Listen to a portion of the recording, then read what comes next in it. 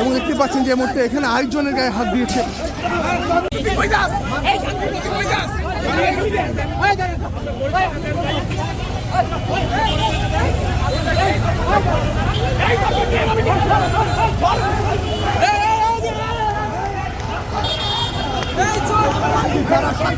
দেখতে পাচ্ছেন যে একজনকে আটক করেছে, কিন্তু এখানকার